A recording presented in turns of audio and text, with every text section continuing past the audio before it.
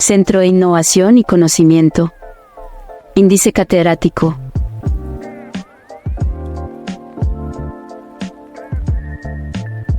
Y de Educación en Salud. Cordial saludo a todos. Desde el Centro de Innovación y Conocimiento Índice Catedrático y de Educación en Salud, nos alegra profundamente darle la bienvenida a este espacio de desarrollo profesional y personal. En IDE Educación en Salud, creemos en las personas y en su potencial. Por eso, trabajamos cada día para hacer el conocimiento accesible a todos, utilizando estrategias de enseñanzas innovadoras y flexibles que se ajuste a las necesidades de cada estudiante. En IDE, el conocimiento es libre como el viento y aprender es un derecho. Iniciamos la capacitación de hoy, con la participación del Dr. Adrián del Portal Alfonso, médico general de la Universidad de La Habana, Cuba. Adrián está comprometido con la atención de los usuarios y en mejorar su calidad de vida. Es por eso que ha migrado a países como Venezuela, donde además se desempeñó como docente de la Facultad de Medicina en la Universidad Rafael María Baralda en Cabimas. Actualmente se encuentra en Colombia, donde se destaca por su trato humanizado y su sentido de servir, ganándose el aprecio de la comunidad del Centro de Salud Páramo, Santander, donde actualmente ejerce su profesión.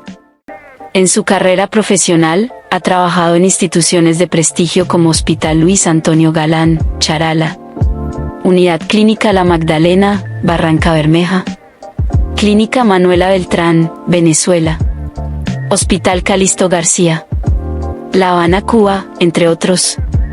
Los invitamos a vivir una experiencia única de aprendizaje. Por favor, mantengan los micrófonos apagados para una mejor experiencia y sigamos las indicaciones del docente para el desarrollo de las actividades. Ok, listo. Bueno, muchas gracias por participar en el encuentro del día de hoy. Me vuelvo a presentar, soy el doctor Adrián del Portal Alfonso, médico general, especialista en salud del trabajo, con más de 10 años de experiencia como médico. Y hoy le voy a presentar el tema llamado VIH-Sida, la epidemia que jamás se ha erradicado. Bueno, sin más, comenzamos el encuentro. Para hablar sobre el SIDA o sobre el VIH, tenemos que hablar principalmente del concepto, lo que significa. VIH significa el virus de inmunodeficiencia humana, causante de la infección del mismo nombre. Las siglas VIH pueden referirse al virus y a la infección que causa. El SIDA significa el síndrome de inmunodeficiencia adquirida, el cual es un conjunto de síntomas y signos que en el transcurso de la conferencia estaremos hablando. ¿Cómo surge el VIH o SIDA? Bueno, se dice que es una zoonosis, es un virus de origen animal adaptado al ser humano. Según se ha comentado, el virus procede de África, exactamente del país del Congo, en una ciudad llamada Kinshasa, donde los chimpancés de África Central contienen este tipo de virus. Claro, es un virus adaptado a su ADN. El virus comenzó a propagarse a finales del siglo XIX y llega inicialmente a Estados Unidos en el 1970. Los primeros casos se detectan en los años 80 en Europa y en Estados Unidos, como ya habíamos comentado, principalmente en 3 tipos de poblaciones: los jóvenes homosexuales, las personas consumidoras de heroína y los migrantes del país de Haití. Los síntomas característicos de esta enfermedad inicialmente fueron la neumocistosis y el sarcoma de Kaposi, que ya se estará hablando exactamente a qué se hace referencia con estos términos. La clasificación del síndrome de inmunodeficiencia humana fue avalada en este mismo año, en esta misma década del 1980, sobre el año 1985. El descubrimiento del VIH fue una carrera para identificar este virus, que comenzó en el 1983 con Francois Barret y su equipo, que identificaron inicialmente un retrovirus de denominación VAL, que es un virus de denominación VAL. Es un virus que tiene la posibilidad de transformar su cadena de ARN en ADN. Este tipo de proceso está vinculado a la fisiopatología de la enfermedad, que yo estaré explicando a continuación. En el 1984, Robert Gallo identifica otro retrovirus de connotación importante, muy asociado y similar al retrovirus VAL de 1983, identificado por el doctor Francois, y patenta su detección. Sin embargo, se denomina que estos virus son de la misma composición, o sea, son retrovirus y que constituyen el denominado VIH por la estructura que presenta. Entonces, el reconocimiento científico de que esta enfermedad existe se hizo en el 1987, cuando ya se denomina como una enfermedad ya directamente. El premio Nobel fue otorgado al doctor Francois Barret y a Jean-Claude Sherman y Luc Montaigne por el descubrimiento del VIH en el 2008. Entonces, datos claves importantes. ¿Se me escucha? Sí, señor, claro que sí, doctor. Sí, señor. Sí, señor.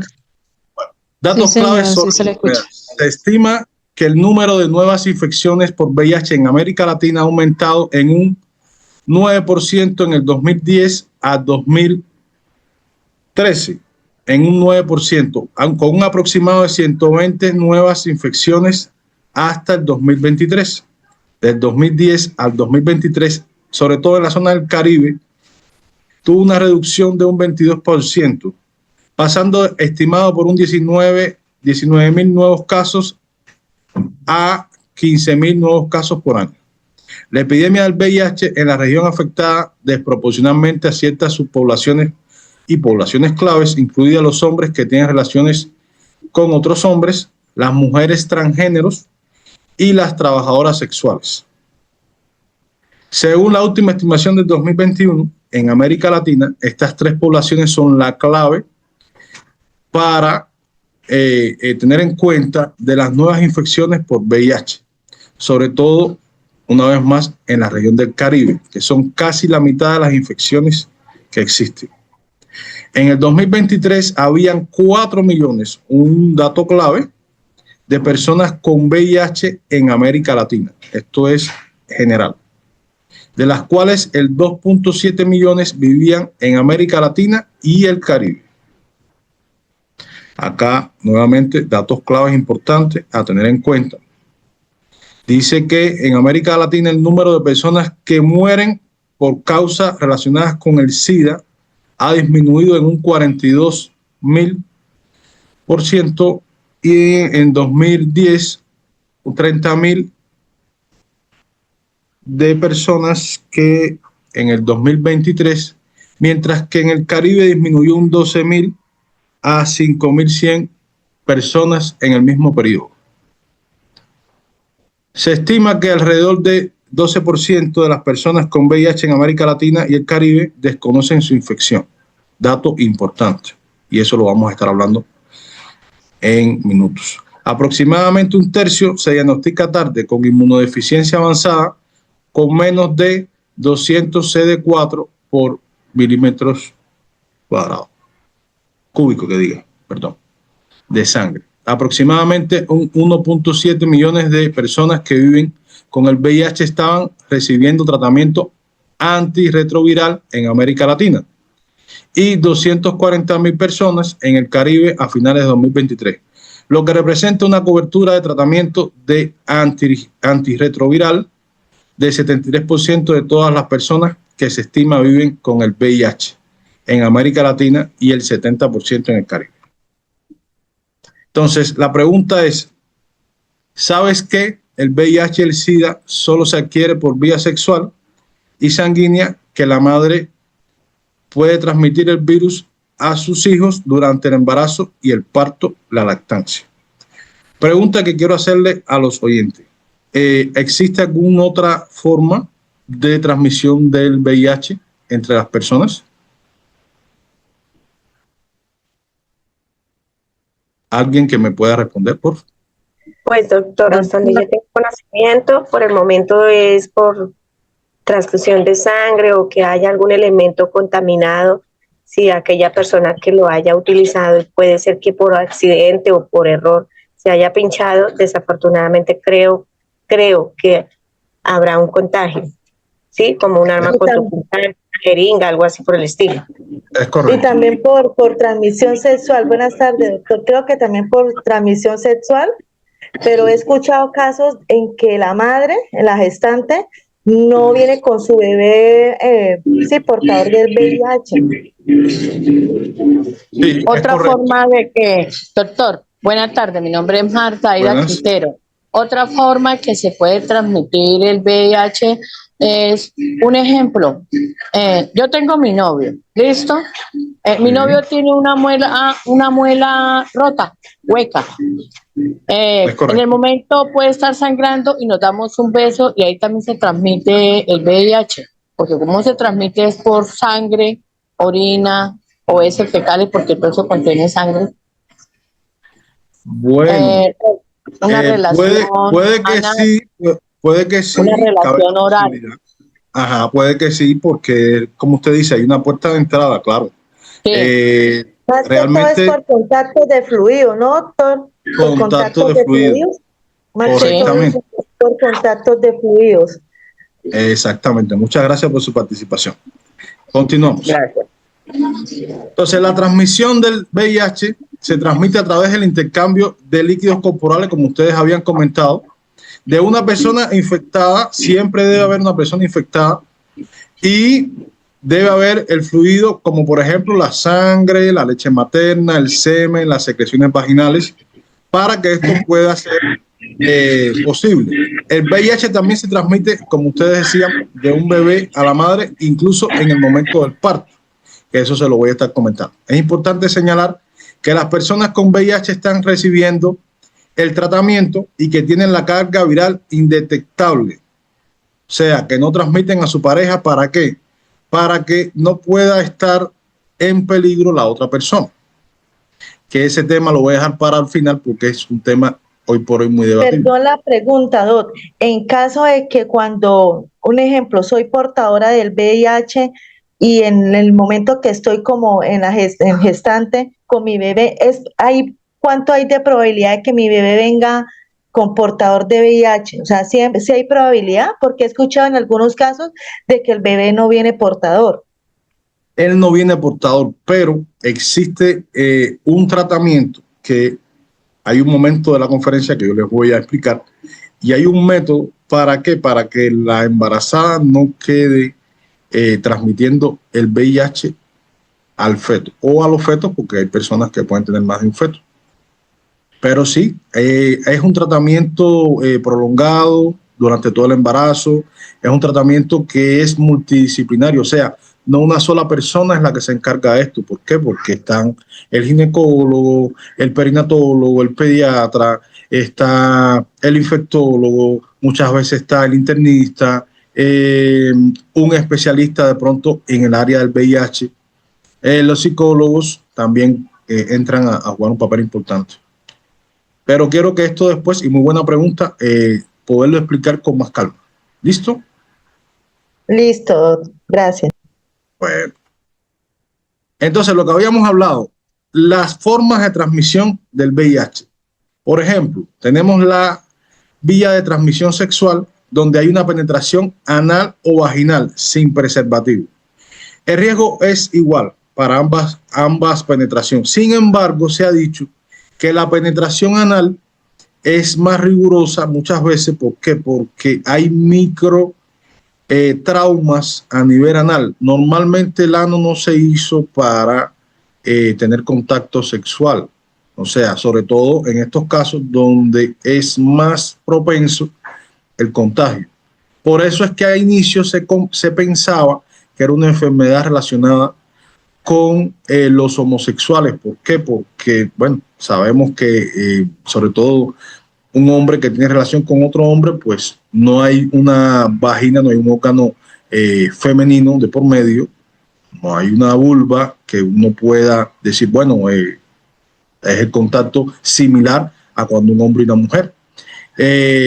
También lo que habían comentado ustedes, el sexo oral, pues sí es verdad, no todo el mundo tiene la prevención de tener una higiene oral adecuada y puede haber una muela fracturada, un orificio y por ahí puede penetrar algún tipo de infección, como había comentado la compañera al inicio de la conferencia.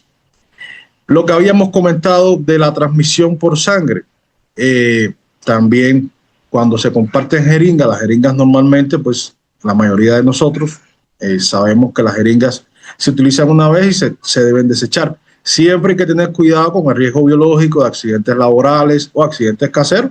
Puede ser, a veces hay personas que se inyectan en la casa o van a inyectar a otra persona, no saben sus antecedentes y eso es importante, saber el antecedente de la persona que se va a inyectar. Ojo con eso.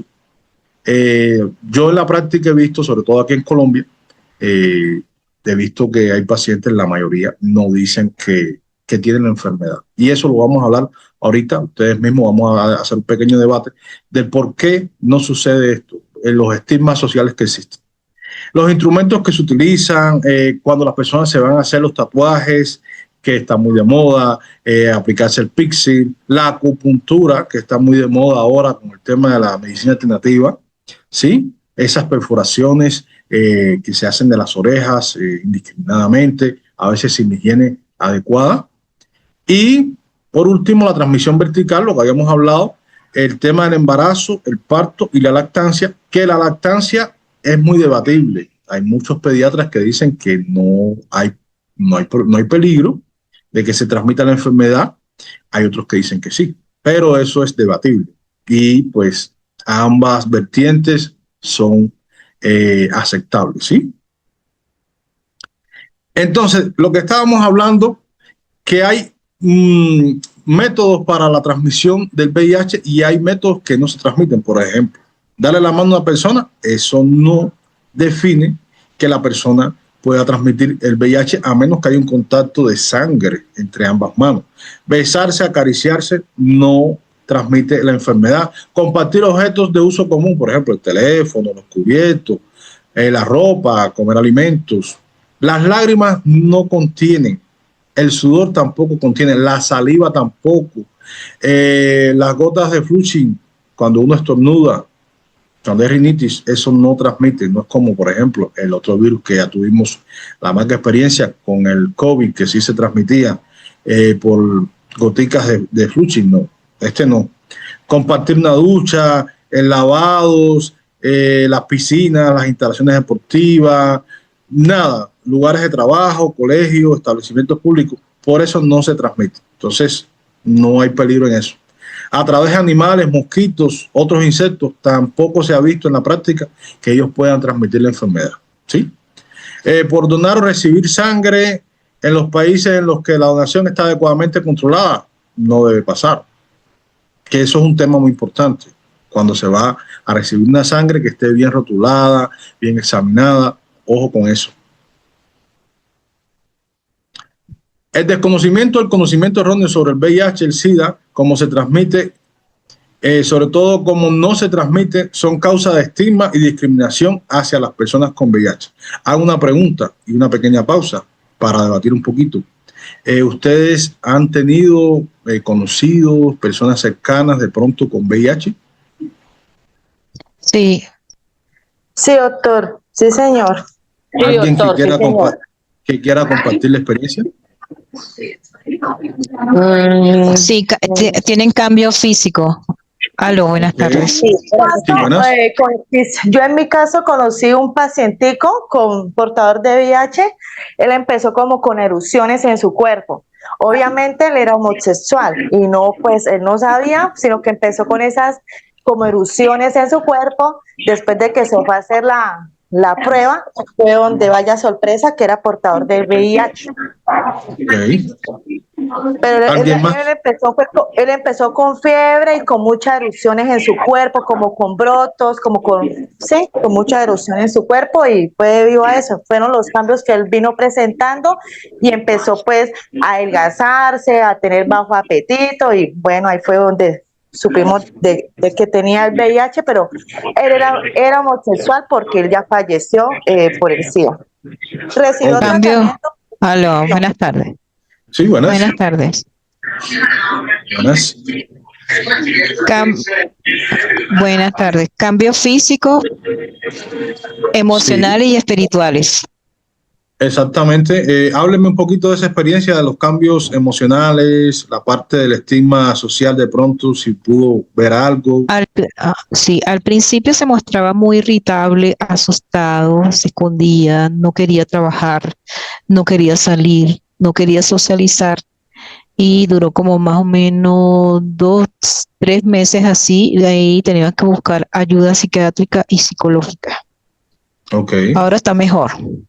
Y la parte física, comenzó a adelgazar por su propio pensamiento, no dormía de noche, estaba muy desesperado, quería hasta a suicidio. Bueno, eso es todo. Gracias por escucharme. Gracias. También tienen ansiedad. Muy buenas tardes, Doc. Buenas. También tienen ansiedad, depresión, miedo y sentimientos de culpa. A veces tienen vergüenza. Buenas tardes, me sigo participando. El muchacho que distinguimos era prácticamente familiar porque se crió desde niño en nuestra casa. Él empezó a adelgazar con demasiada fiebre, dolor de cabeza, erupciones en la piel, que la mamá llegó a decir que eso era sarampión. Okay. Entonces yo me quedé mirándolo y yo le dije, no, eso no es ningún sarampión, eso no es tampoco ningún. Entonces dijo, entonces si no es sarampión es varicela. Le dije, no, eso no es eso, y yo creo que eso es mejor que le manden a sacar una prueba de ELISA. Ella me dijo que es una prueba de ELISA. Yo le dije, diga que prueba de ELISA. Entonces ella fue y le mandó a sacar la prueba de ELISA y le salió positivo.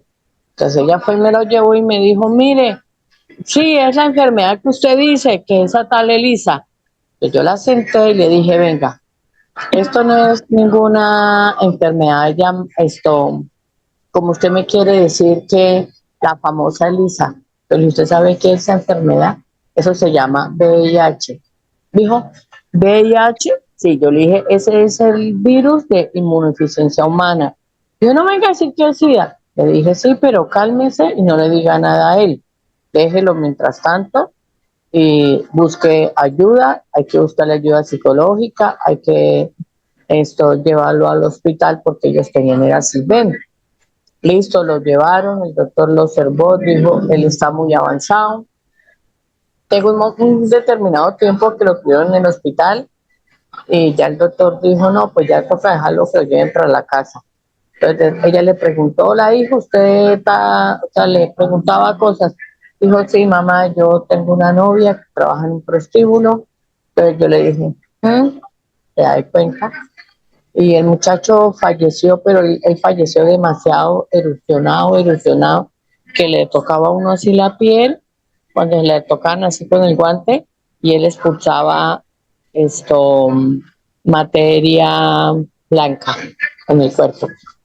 Bueno, yo les quería comentar algo. Yo conocí una persona joven del área de la salud que también falleció por esta enfermedad. La persona también tuvo una muerte bastante complicada. En algún momento alguien le dijo que se cuidara, que tuviera cuidado. Y hago esta historia, ¿por qué? Porque realmente lo más importante aquí es la prevención. Sí, porque ya después que está la enfermedad, sí se puede tratar, pero la prevención es importante. Y hoy en día, lamentablemente, hay mucha promiscuidad. Pareciera una carrera, la carrera de la promiscuidad. muchas personas queriendo hacer hasta lo que no se ha inventado, lo que se llaman la famosa fiesta swinger, que es como le dicen intercambio de pareja, las parejas que son, como dicen, abiertas, la homosexualidad hoy en día, que no critico, tengo familiares homosexuales, pero son personas que tienen su pareja estable, pero está la homosexualidad que pareciera que se va a acabar la vida y entonces andan haciendo y deshaciendo, lamentablemente. Y en algún momento uno se tropieza con este tipo de situación, termina uno en contacto con personas que tienen este tipo de enfermedad y el desenlace de ustedes mismos acaban de decir. Bueno, continuamos. Los factores de riesgo con respecto a la enfermedad del VIH, ya lo habíamos hablado, tener relaciones sexuales anales, vaginales, sin preservativo, importante, el uso del condón, que de eso vamos a estar hablando, el uso del condón. Padecer de otras enfermedades de transmisión sexual, porque están asociadas muchas veces unas con otras. Por ejemplo, la famosa enfermedad de la sífilis, los herpes genitales, la clamidia, la gonorrea, la vaginosis bacteriana que no se cura con nada. Ojo con eso, ustedes que trabajan en el área de salud, cuando vean una persona, paciente, con infecciones a repetición, es mejor indicarle, recomendarle que se haga todos los estudios, por ejemplo, exámenes que tengan que ver con la serología para el VIH. El consumo nocivo de bebidas alcohólicas, las drogas relacionadas con el tema de la recreación, en el contexto sexual. ¿Cuántas veces no se ven que las personas están teniendo relaciones sexuales o quieren estar con alguien y lo asocian con drogas sin saber que ahí mismo puede estar? Se pueden estar protegiendo, por ejemplo, con preservativo, pero se inyectan con la misma jeringa y al final hay una entrada del virus al cuerpo.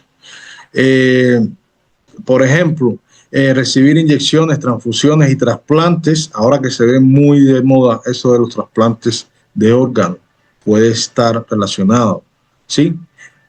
Cuando uno va, por ejemplo, al manicure, al pedicure, a odontología, que todos esos instrumentos estén esterilizados, las personas que se hacen tatuajes, ¿sí? Y nosotros, el personal de salud, que debemos estar utilizando guantes constantemente, tener cuidado cuando vayamos a inyectar, a manipular ampollas, que no nos cortemos, o algún paciente que tenga algún sangrado. Una pregunta, en el caso que usted me dice de pedicure, o sea, en mi caso, yo siempre desde que en los años 2010, de que vino, pues empezó ese virus, ¿no? Aquí a pues, América, pues la verdad de que empezaban a decir que se hacía contagio por aparatos de puntivo en el cortacutícula, en el corta uñas. En lo personal, yo tengo mis propios implementos cuando voy al salón de belleza a que me arreglen mis uñas de los pies, más que todo, ¿no? Y las manos obviamente también, porque yo desde que yo supe eso dije, no, o sea, cualquiera puede ir, como me decía la compañera, así como una muela que no se tiene la prevención de la higiene oral como se debe de ser, igual sí puede ser portador y venga, córteme la uña aquí que se me encarnó y así ellos lo laven. Yo digo que eso es ser pues un poco más de riesgo y tener pues uno esa prevención, creo yo. Exacto. O sea, es algo delicado. Claro, yo le hago dos historias rápidas. La primera es que conocí un paciente que a él le detectaron una enfermedad de transmisión sexual por un pie. Cuando se hace la investigación, el paciente utilizaba el pie para penetrar a su pareja. Entonces, ya se pueden imaginar hasta dónde llega la mente humana, lo mismo que estamos hablando. Parece que él tenía alguna abertura por ahí y por ahí adquirió la enfermedad, porque realmente el comentario de él con el especialista fue ese. Digo, no, doctor, lo que pasa es que mi pareja le gusta que yo utilice el pie, en vez de en este caso el pene, utilizaba el pie. Imagínense ustedes hasta dónde. Terrible. Exactamente. Sí, parece chistosa la historia, pero es así. Y pues la otra historia rápida que yo les quería hacer es que a veces las personas creen, sobre todo las personas que trabajan con público, los quiroprácticos, los masajistas, ahora los de la acupuntura, que solamente con echarle un poquito de alcohol a las pinzas y no llevarla a esterilizar en un autoclave, que eso es suficiente, y no es así. El mundo microbiano, en general, bacterias, virus, hongos, parásitos, pueden estar en cualquier lugar. Miren, por ejemplo, el caso del virus del COVID, cuánto daño hizo porque él estaba donde quiera, en cualquier superficie estaba. No pasa así con el SIDA, porque el SIDA es un virus que cuando él se expone al aire, él muere, automáticamente muere. Entonces, ¿cómo vamos a prevenir esta transmisión del virus? El uso del condón. ¿Qué sucede? Yo que soy médico y bueno, también como persona joven, yo muchas veces veo que regularmente en las farmacias no se compran condones. Y muchas veces las personas ni siquiera saben cómo utilizar un condón, a pesar de toda la información que hay. Por ejemplo, conocí un señor de un área muy rural que él decía que el condón le molestaba, que le apretaba mucho. Ya por curiosidad hubo que hacerle como la pregunta directa, ¿cómo usted se pone el condón? Y dice, no, lo que pasa es que yo los testículos no son los que no me caben muchas veces en el condón. O sea, él se protegía hasta los testículos. Imagínese cómo le quedaba aquello. Entonces, hay personas que, por ejemplo, el condón lo utilizan por un ratico, después se aburren y dicen, no, no es lo mismo, no siento igual, se quitan el condón y ahí viene el problema. Por eso es que el condón, según dice la fabricación, se ponen de 3, de 4, de 5. ¿Por qué? Porque cada 40 minutos aproximadamente o en cada relación se debe utilizar un condón. El condón, si ustedes de pronto lo han visto, no sé, lo han detallado bien, él tiene unas capas, él se va deshilachando. Por la misma fricción se abre, se crean como microporos y por ahí puede penetrar un virus, una bacteria, un parásito, cualquier tipo de infección. ¿Listo? Entonces, otra cosa, para el tratamiento eficaz durante el embarazo, siempre debe la persona estar haciendo los controles a tiempo, ¿sí?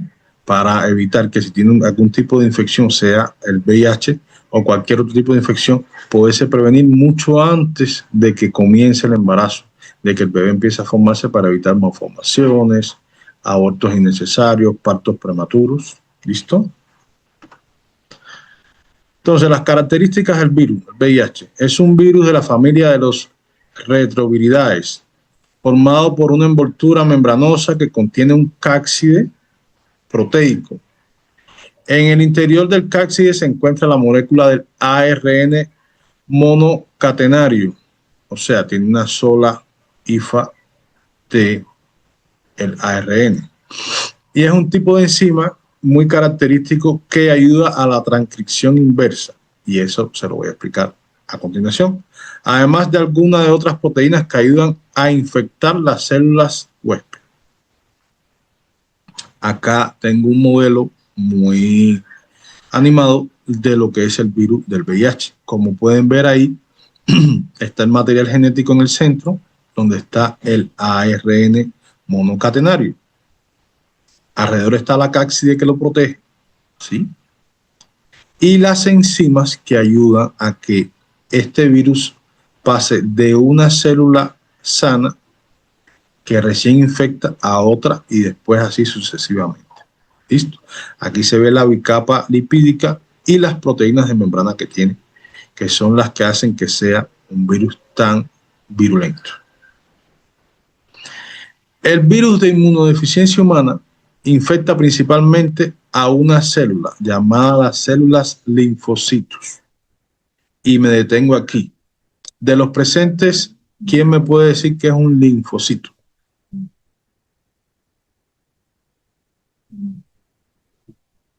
Un glóbulo blanco. Es correcto. ¿Alguien más? Con otras palabras, por supuesto.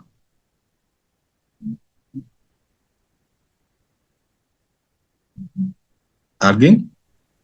Tengo entendido que los glóbulos blancos se comen los glóbulos rojos y por eso es que se avanza más la enfermedad. Más o menos. eso lo quiero explicar con calma para que le entiendan. Es esto, un glóbulo blanco, y que hace parte del sistema inmunológico, creo yo, ¿no? Inmunitario, ¿no? Son células especializadas que ayudan a proteger el cuerpo. Es como algo, como es un método de defensa, ¿cierto? Es como una defensa del organismo contra infecciones o enfermedades. Es un método como defensa que tenemos nosotros, ¿sí? Es correcto. Mire, el cuerpo humano, vamos al inicio. El cuerpo humano tiene una glándula que de ella se habla muy poco, pero yo quiero hacerle referencia. Tiene una glándula que se llama timo. La glándula timo se encuentra en esta región, por debajo acá del cuello, entre el cuello y la parte torácica, ¿sí? Acá.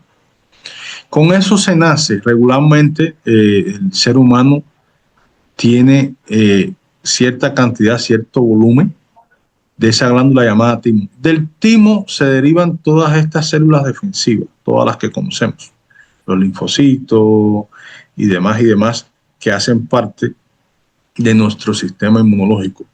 En esa glándula ellos están inmaduros. Con el tiempo van madurando a medida que la persona, como se dice popularmente, va adquiriendo defensas. ¿Correcto? Entonces, los linfocitos T, en este caso, ellos tienen entre sus muchas funciones, ellos modulan y activan el sistema inmunológico. Específicamente, el linfocito T4 o CD4, él activa a otros linfocitos, los llamados linfocitos B, que el linfocito B es el que genera los anticuerpos, los famosos anticuerpos, las famosas defensas que tenemos ante las enfermedades.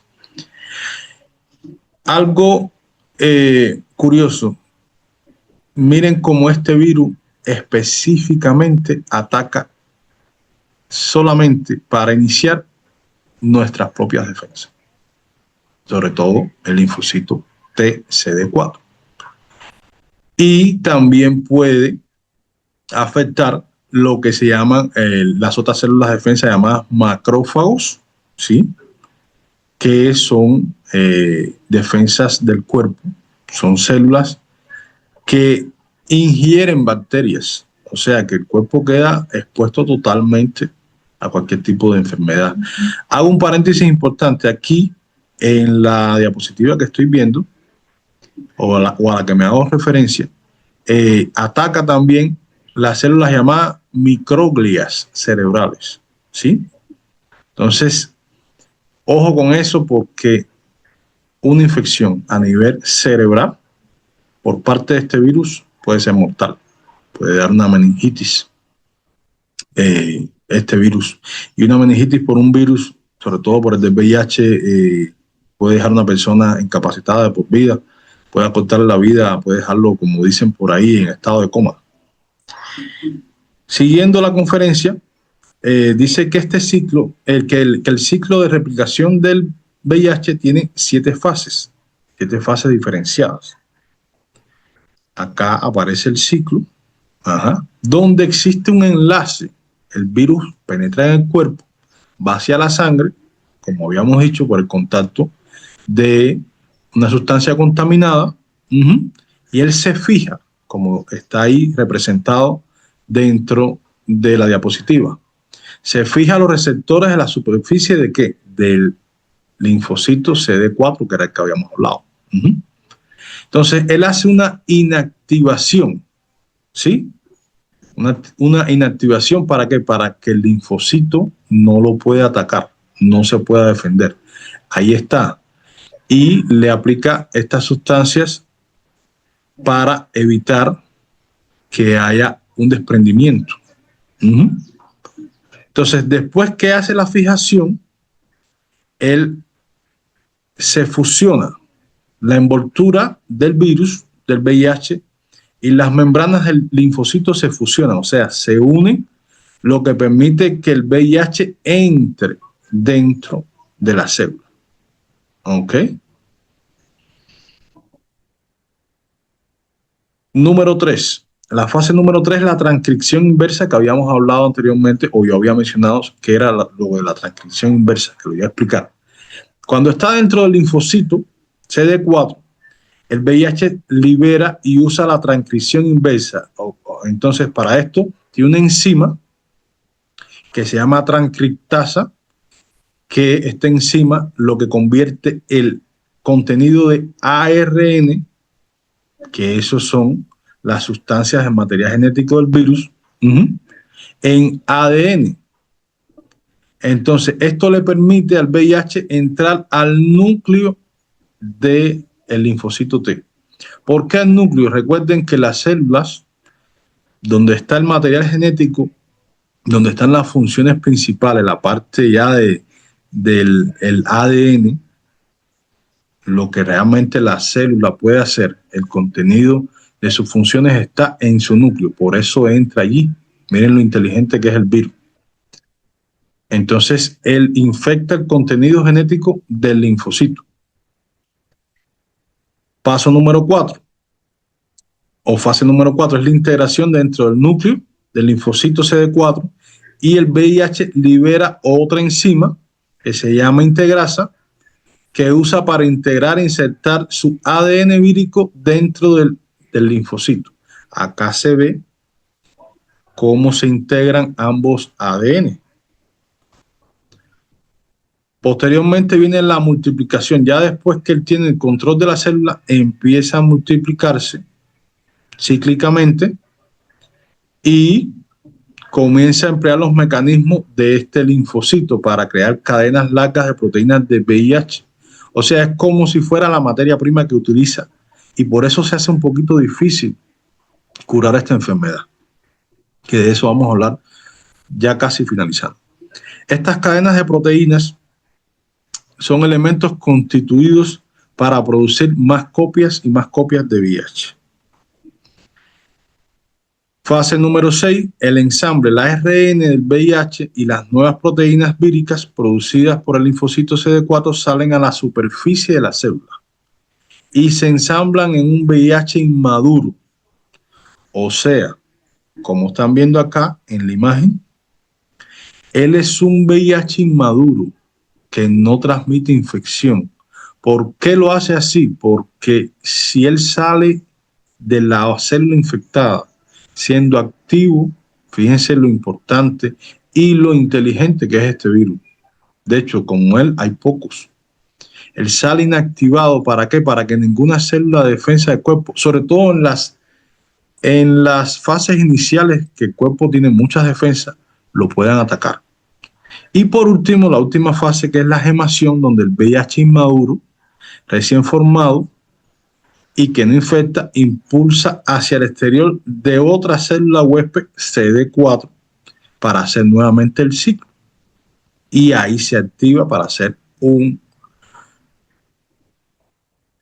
virus activo e infeccioso, creando un virus maduro. ¿Listo? ¿Alguna duda? O sea, él convierte las proteínas en virus. Sí, es correcto. Es un virus bastante... O sea, las proteínas que tiene el cuerpo como un mecanismo de defensa, de una vez las activa, o sea, por decirlo así, las contagia. Sí, pero es un proceso lento. Es un proceso lento. Sí, es un proceso lento porque un cuerpo no se debilita tan rápido. Una persona, por ejemplo, si la persona se alimenta bien, si la persona tiene un buen régimen de vida, no consume bebidas alcohólicas, ningún tipo de droga, duerme las 8 horas que le toca, no se estresa, o sea, que tiene muchos elementos, cumple con un régimen, la persona tiene la posibilidad de que los años, que se prolongue la vida y que el virus se vuelva letal para él, es más amplio. Y eso se lo voy a explicar con ejemplos y hechos reales. Pero sí. Una pregunta. Una persona con VIH a medida de la enfermedad progresa en números reducidos de linfocitos. Sí, eso lo vamos a ver ahorita. Porque ya vamos avanzando y sí, muy buena pregunta. Igual que la pregunta que hizo la compañera inicialmente. ¿Alguien más que quiera preguntar algo? No, señor. Las enfermedades oportunistas, doctor. Pero para las enfermedades oportunistas nos falta un poquito nomás. Ya casi. Ok. Listo. Acá tengo los síntomas de la infección, que ya ustedes habían mencionado algunos. Por ejemplo, ¿sí? Doctor, disculpe. Esa enfermedad es oportunista. ¿Por qué? Porque hay que hablar al estilo, como se dice castellano, o la cartilla, porque Sí. la humanidad le da oportunidad a esa enfermedad, porque nosotros tenemos conciencia y pensamiento, sabemos qué es lo bueno y qué es lo malo, qué debemos hacer y qué no debemos hacer. Entonces, me disculpa la expresión, si nos metemos a brutos, la llevamos. Ok, sí, no, y tienes razón, pero lo que ella creo que se llama, acá aparece Damasa González. Ella hablaba de las enfermedades oportunistas porque hay unas enfermedades que van asociadas a este tipo de infección del VIH. Por eso le llaman oportunista. ¿Por qué? Porque hacen aparición cuando ya el cuerpo está muy débil. O sea, por eso se dice que se aprovechan del cuerpo débil. Por eso decía, pero no, lo que usted dice tiene razón. Cuando las personas incurren en cosas que no deben incurrir, pues sí, la posibilidad de adquirir la enfermedad es muy amplia. Creo que lo explicaba anteriormente. Entonces, lo que estábamos hablando de los síntomas. Por ejemplo, muchas veces el inicio de la enfermedad es parecido a la gripe. ¿Cuántas veces, y en este tiempo que hay tanta lluvia y tanto pico de infecciones respiratorias, cuántas veces no hemos visto por ahí personas con fiebre, dolor de cabeza, cansancio, aumento del tamaño de los ganglios? Ojo con esto. Importante siempre, cuando vean una persona que tenga acá en la zona del cuello, zona cervical, y por acá cerca de la zona de los oídos, que tengan adenopatías, los ganglios inflamados, hay que tener cuidado con eso.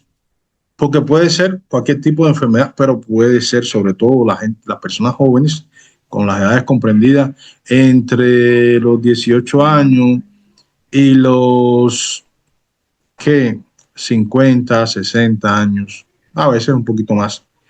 Hay que tener cuidado porque puede ser el primer signo y síntoma de este tipo de enfermedad. ¿Ok? Entonces, seguimos con la infección. Lo que habíamos hablado, lo que me habían preguntado sobre la cantidad de linfocitos que pueden morir. Aquí hay una gráfica muy representativa, cómo se ve con los puntos azules la cantidad de linfocitos que tiene una persona cuando todavía no tiene la infección. Miren cómo empieza a descender cuando la infección es aguda, la cantidad desciende bastante significativa en unos meses, y en unos años, cuando ya se decreta el paciente con SIDA, ¿sí?, que ya tiene todos los síntomas o la mayoría de los síntomas. Eso es importante. Cuando el paciente tiene la infección aguda, sí puede que transmita la infección, pero cuando ya tiene la fase SIDA, miren como los punticos rojos es la cantidad de la carga del virus. Es mucho más amplio. ¿Ok? El SIDA es la fase más avanzada de la infección del virus. ¿Ok? Entonces son varias fases. Está caracterizado por la debilitación general del sistema inmunológico. Ojo con eso. Es debilitación general, que lo hace incapaz de combatir otras infecciones, incluso contra las propias células cancerosas. A veces durante las infecciones por SIDA se empiezan a aparecer muchos tipos de cáncer, que lo vamos a estar mencionando. En esta fase, el paciente puede desarrollar las siguientes complicaciones: infecciones graves, fiebre recurrente. Cuando ya aparece esto, es que el paciente ya está en fase SIDA. La pérdida de peso es otro factor. ¿Cuántas personas a veces no pierden peso? Llagas a nivel de la mucosa, sobre todo la mucosa oral. La diarrea prolongada, importante eso. Personas que ustedes vean con diarrea crónica prolongada, tienen que pensar en VIH. Los trastornos neurológicos, no locura, sino personas que de momento están bien y pueden tener una pérdida de conocimiento por un tiempo prolongado, que no se sepa por qué la persona está padeciendo este tipo de situación. De pronto se le olvidan cosas, sobre todo si es una persona joven que no tiene antecedentes de nada. Ojo con eso.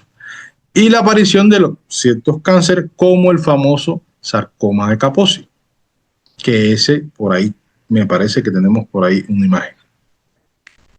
Quedó aclarada la duda del tema del SIDA, cuándo es que aparece él, que es la fase más avanzada.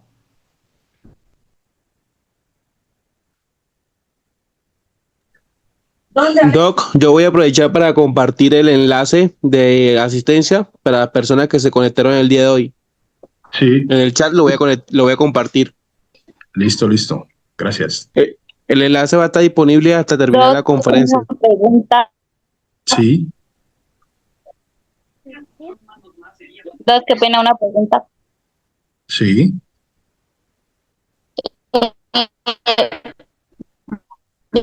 No se escucha. Diga-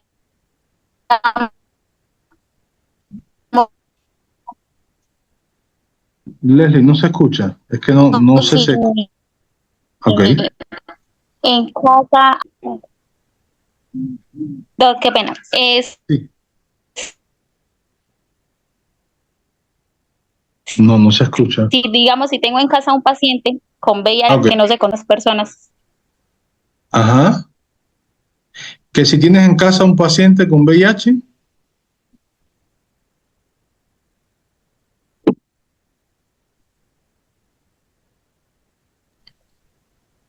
No se escuchó la pregunta. Buenas Sí, tardes, doctora Adriana. Sí, adelante. Buenas tardes. Quiero hacer una pregunta. Mi nombre digamos, es Rosa. en casa tengo un paciente con VIH, ¿cómo podrá Ajá. proceder? Es que no se entiende al final. ¿Cómo podrías qué? ¿Cómo podría tratar la enfermedad con esa persona para no contagiarla a las demás personas de la casa? Ok, ya, ahora sí. Pues preventivamente hay que llevar al paciente al médico. O sea, no digo que sea el caso tuyo, o sea, sé que es una pregunta. Hay que llevar al paciente al médico, sobre todo si se puede, a un especialista, un infectólogo o un internista, para que se le hagan todos los exámenes que se le deben hacer, porque el VIH es una enfermedad con muchas fases. En dependencia de las fases de tratamiento que se le da al paciente y el cuidado que se le debe tener. Si la fase es reciente, ¿sí? Si la carga viral del paciente es muy amplia, hay que tener cuidado de contaminar a las personas, no sea por un objeto que utilice que pueda contaminarse, si el paciente tiene alguna llaga abierta, si hay niños en la casa, el contacto que se tenga. Las cosas de la persona deben estar, pues, sobre todo, deben tener un sumo cuidado, la higiene del lugar donde duerme, donde se sienta. Aunque se dijo que en el baño no hay problema. Muchas veces hay que tener cuidado de las personas cuando se infectan con él. O sea, hablo de otras enfermedades, una gripa, lo que se llama una infección respiratoria, infección intestinal, la varicela, el herpes, el famoso herpes o culebrilla, como le dicen, herpes zóster. Eso también se le puede transmitir al paciente con VIH. Entonces es de parte y parte. Hay que cuidar al afectado, pero también hay que cuidar que ni que él lo transmita la enfermedad a los que están sanos, o que los otros le transmitan las otras enfermedades. Una Doctora pregunta. Adriana. ¿Es necesario el aislamiento a ese tipo de pacientes como prevención? Pero Gracias, hablas de Disculpe, aislarlo. doctora Adriana, quiero hacerle una pregunta. Sí. Sí. ¿Cuál es el manejo que debería tener uno cuando llega una madre a la urgencia y uno no se da cuenta que tiene VIH, sino después, porque hay muchas que lo ocultan? Sí, claro. La mayoría no habla de eso. Y en eso sí tienes razón. No, miren, siempre todo paciente que llega a la urgencia, por ejemplo, pusiste el escenario de urgencia, uno tiene que tener mucho cuidado. Por ejemplo, siempre guantes, tapabocas. Si va a utilizar, por ejemplo, hacer una curación, si hay una bata estéril, ponérsela. Hay lugares donde se utilizan hasta incluso gafas, lentes, para evitar, por ejemplo, que caigan gotas de sangre en los ojos, en la boca, en cualquier parte del cuerpo. Y siempre indagar sobre el paciente. Supongamos, alguna de ustedes se encuentra con un paciente como el que me describes, una madre. Tratar de ser empático. Uno no debe juzgar a las personas porque nunca sabe de dónde viene, y ahorita le voy a poner el ejemplo. El origen de la enfermedad que tiene la persona. De pronto no fue ella la que lo salió a buscar, le llegó por parte de la pareja o de pronto una cirugía que le hicieron y ahí pues se infectó. Pero sí, la prevención y saber, indagar, bueno, ¿y usted por qué viene? Los síntomas que tiene, otras enfermedades, eso es importante. Hacerle el interrogatorio, no importa si uno es el camillero, es el enfermero, el auxiliar, el jefe del turno, siempre hay que tomarse tiempo para eso, como estamos conversando acá. No, porque la curiosidad fue porque llegó una paciente en parto expulsivo con su bebé y ella lo que no, rechazaba al bebé. Ella decía que no lo regalaba y nos causó curiosidad porque ella ya vino con su bebé, un parto de su casa. Sí, expulsivo. Ajá, expulsivo, lo tuvo en su casa y vino y le hicieron el manejo de la placenta acá, y ella cuando tuvo el bebé que nosotros se lo pusimos, ella decía que no, que lo regalaba, que si no lo queríamos. Pues miren, yo digo que para todos los que estamos acá presentes en la conferencia, es un dato a tener en cuenta cuando vemos ese tipo de actitud, y gracias por compartir, puede ser un signo de que hay algo que no está bien. Y sí, tiene razón. Mira, no lo había visto por esa parte, pero sí. Siempre hay que indagar. Y siempre con los pacientes, lo hablo por la experiencia propia, hay que tratar de que el paciente, digamos, tenga la confianza, ¿no? Porque somos desconocidos siempre para ellos, somos personas que a veces ni en la vida nos han visto, y abrirse cuesta, pero hay métodos, hay varias cosas que se pueden hacer. Por ejemplo, como cuando uno se acerca a la persona ve las intenciones de uno. Lo que hay que ser un poquito sagaz, un poquito inteligente, suspicaz para eso. Como decía alguien, la medicina en general, como la enfermería, cualquier tema de salud, es un arte y toda la vida estamos aprendiendo. Pero sí, cabe resaltar que siempre hay que estar al pendiente de ese tipo de hechos. Entonces, voy a entrar en una parte de la conferencia que se llama Fundamentos de la Consejería en la Salud Sexual y el VIH. La Consejería en Salud Sexual y el VIH se basa en el enfoque humanizado, lo que estábamos hablando, confidencial, centrado en la persona, que tiene como propósito brindar acompañamiento emocional, lo que estoy diciendo, información clara, que para eso estamos hablando del tema, herramientas para que la persona, disculpen, tome las decisiones correctas sobre su salud sexual y reproductiva. Los principales fundamentos son lo que habíamos hablado: confidencialidad. Toda información compartida durante la consejería debe manejarse con discreción, respetando la privacidad del usuario. Este principio es clave para generar confianza y facilitar la comunicación abierta, lo que estábamos hablando. Si ustedes llegan donde está el paciente y se ven, como dicen por ahí, un poquito relajados, ¿no? Los temas de salud hay que tratarlos con cierta seriedad. No hay que ser ogros, pero por lo menos el tono de voz debe ser adecuado, no gritar al paciente. Recuerden, como dicen por ahí, ya la enfermedad le está haciendo daño al paciente. Nosotros no tenemos por qué incrementar ese dolor con gritos, con maltrato, con malas caras, ¿no? Es que tómense esos 2-3 minutos a veces que hay que tomarse, entrar al baño, de pronto, que a veces no da tiempo, tomarse el buchito de café, el juguito, rápido, pam, pam, y se llegan a donde está el paciente, venga, le colaboro, venga. Eso es muy bueno. El paciente siempre va a ver la colaboración de quien lo quiera ayudar, porque siempre, casi siempre, el paciente es vulnerable, es como un niño chiquito. aunque tenga, ¿qué? 50, 60 años. Enfoque centrado en la persona. La consejería debe adaptarse a las necesidades, creencias, valores, contexto cultural de cada persona.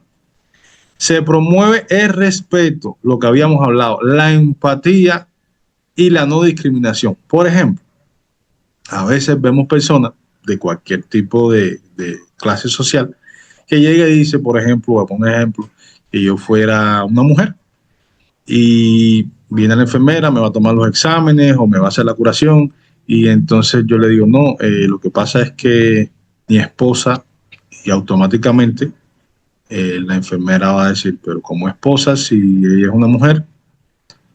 Miren, hoy en día el tema de la libertad sexual, eso es algo que es muy debatible, pero cuando estamos en el ámbito de nosotros como representantes de la salud, tenemos que tener cuidado con eso. Si nos va a dar risa, mire, tráguese la risa.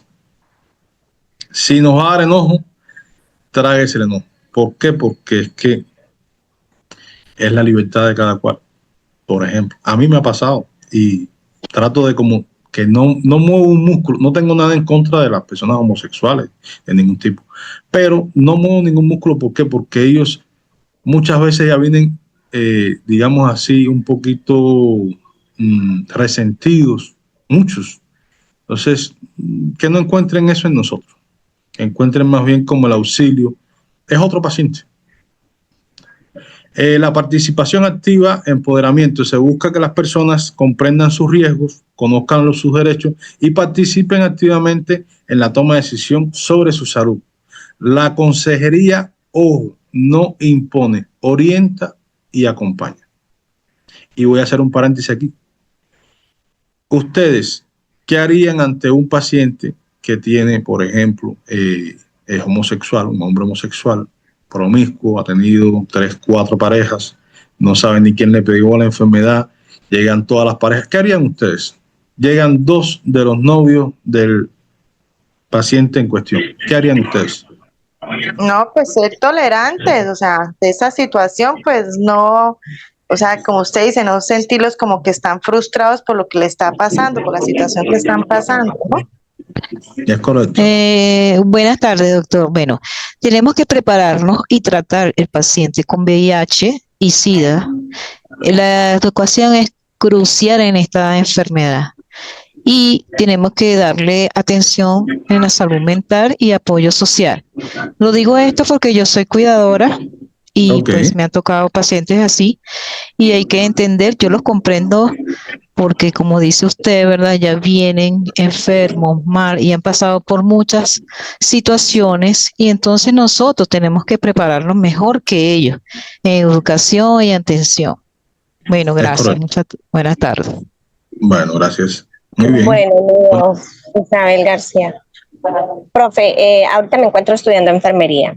Pienso que lo más importante, lo principal es tener empatía con aquellos usuarios que lamentablemente padecen esta enfermedad. Tienen los derechos de la igualdad e equidad en donde vayan y donde estén. Yo pienso que no hay que hacerlos ver como con este tipo de enfermedad. Al contrario, hay que no tener ningún tipo de rechazo y la motivación siendo espontánea, una actitud muy bonita y leal hacia ellos sin necesidad de tener que uno decir, esta persona está así y así. No, es la empatía, no. La empatía es lo principal para ellos y una actitud totalmente al 100% y eso los hace diferente ante todo. Es correcto, muchas gracias. ¿Alguien más?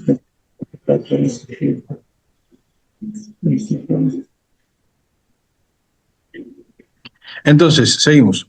La prevención y promoción a través de la consejería se fomenta por el uso del condón. Nuevamente, seguimos con el tema de la prevención por los métodos de barrera. La realización periódica del VIH, lo de las pruebas del VIH y otras ITS, el acceso a métodos de prevención combinados. Como la PrEP y el conocimiento sobre las prácticas sexuales seguras.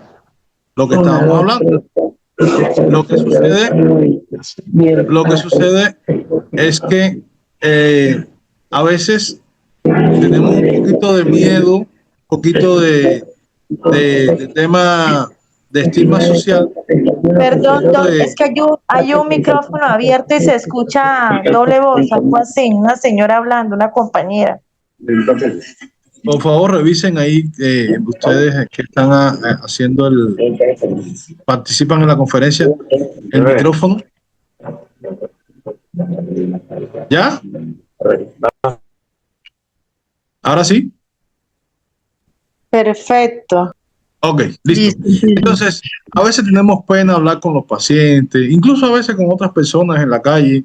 Las personas, el tema sexual muchas veces no es entrar en los detalles, porque obvio, los detalles, pero sí, si se le puede dar una recomendación sana a una persona, se le da, sea un adolescente.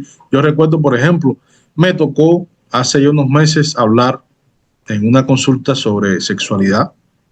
Al final, eran dos personas, una madre y una hija. Ellas me agradecieron. ¿Por qué? Porque toqué todos los temas sin tener que ser muy específico. Le di buenos consejos, incluso viene al caso, a veces las mujeres en general, no importa la edad, cometen el error de que la pareja o la persona con la que están saliendo le hace un ofrecimiento para intimidad, pero no hay una disposición total de la persona. Entonces, eso no es correcto. Es algo, como decía una de las compañeras ahorita, es un tema de educación, y la educación implica muchas cosas. Incluso incluye transmitir las buenas costumbres, los buenos conocimientos. ¿Para qué? Para que las personas puedan tomar sus decisiones correctas. Nadie está obligado a estar con nadie. ¿Por qué? Porque eso ya constituye una violación como tal. La mujer que se tiene intimidad con un hombre al cual no desea, está forzada, eso constituye una violación. O, pues, es lo que más se parece a una violación. Aunque no haya golpes, aunque no haya maltrato, pero la persona está ahí, está en contra de su voluntad. Entonces seguimos. El apoyo emocional y la reducción del estigma. Muchas personas que viven con VIH enfrentan miedo. Ahorita habíamos hablado del miedo, el tema de la culpa, el rechazo. La consejería ofrece un espacio seguro para expresar las emociones y procesar el diagnóstico. Ese primer momento es fundamental. Es importante saber cómo dar una noticia como esa. A veces creemos, es como decirle a una persona que tiene una enfermedad terminal, tiene un cáncer, o que tiene algo que se puede morir. Y hay personas que fríamente le dicen lo que hablábamos de empatía. ¿Cómo haría usted si le dicen eso? No, o sea, busquen el método, busquen la manera. Todas las personas no son iguales. Hay personas que desde que uno la ve, se ven frágiles, sobre todo si el paciente es mujer. Incluso, me atrevo a decir, hay hombres que uno los ve y tienen 2,15 metros de altura, puro músculo, y uno le da una noticia de esa y se hacen de mantequilla. Entonces, muchas veces es mejor buscar un familiar, primero hablar con el familiar. Si no está el familiar, háganse acompañar por alguien. Sí, siempre buscando un apoyo para que esa persona sume. Si esa persona no suma, pues hay que buscar una tercera persona, porque realmente siempre se va a necesitar de un apoyo psicológico. Si hay un psicólogo, mire, mejor, mucho mejor. Si hay que mandar al paciente para el psicólogo primero, mandémoslo para el psicólogo, para que ese psicólogo sea una parte fundamental en esta primera etapa. Hay personas, como dicen, que se han suicidado o han atacado a otros. ¿Cuántas personas no hay por ahí que piensan que tienen enfermedad y se equivocaron con el diagnóstico? Ha pasado. Yo he conocido mucho. Yo le digo, no, pero espérate, no te desesperes, vamos a buscar, vamos a repetir las pruebas.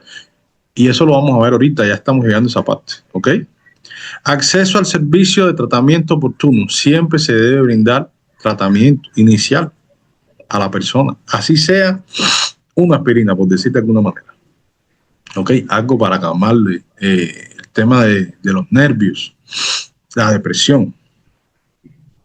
Esto está avalado por la ley 972 del 2005 de confidencialidad y no discriminación. ¿Ok?